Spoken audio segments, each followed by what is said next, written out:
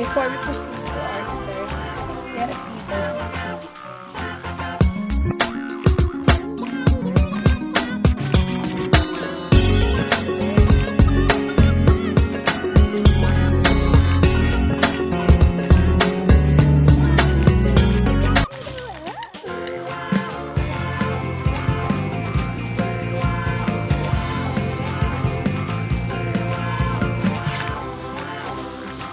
Hi everyone, I'm James Reyes. And I'm John Manuel Resurrection. And this is Pabibilib. Pabibilibin kayo ng siyensya. Today, we will find out the relationship between the mass of material and the amount of heat it can transfer. Ano nga ba ang objectives ng gagawin natin experiment? After this experiment, you should be able to know the mass matters for heat to transfer. And now, let's call our guest. Please welcome Ms. Rosel Maninang.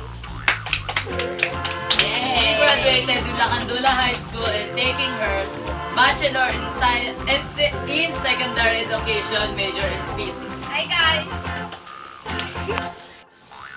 Materials: 1 casserole, tap water, 2 identical containers, 2 kamotes differs in size, and the thermometer. Of course, 1 glass. Okay guys, let's start our experiment. First procedure. Fill the casserole with 500 ml hot water.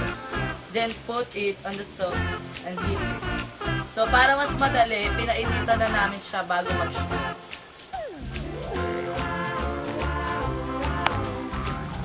Wait, now, put the 2 kamote with different in size in the casserole with hot water.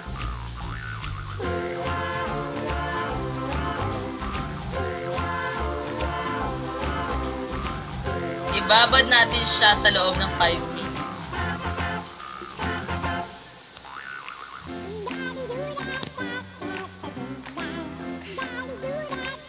Habang binababad pa natin yung kamote sa mainit na tubig, let's pour 100 ml of tap water in each container.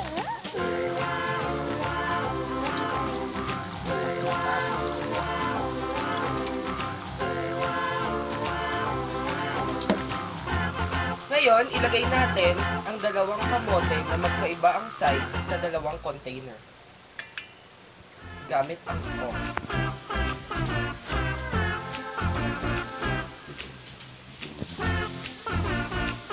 Ibababad natin ang kamote.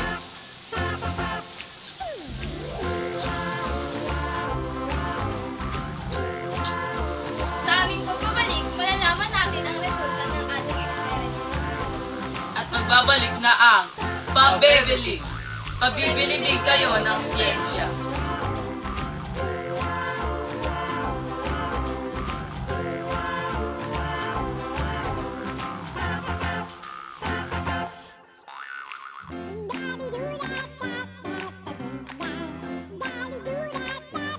Therefore, we can conclude that the bigger the mass of an object, the bigger the amount it can absorb and transfer. Tapos na naman ang ating palabas. Masaya ba kayo mga ka-Pabibilibers? Yes!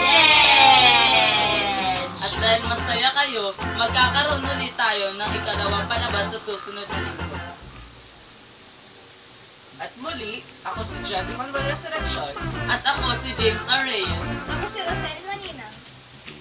At ito ang Pabibilibers. Pabibilibin kayo ng siyensya.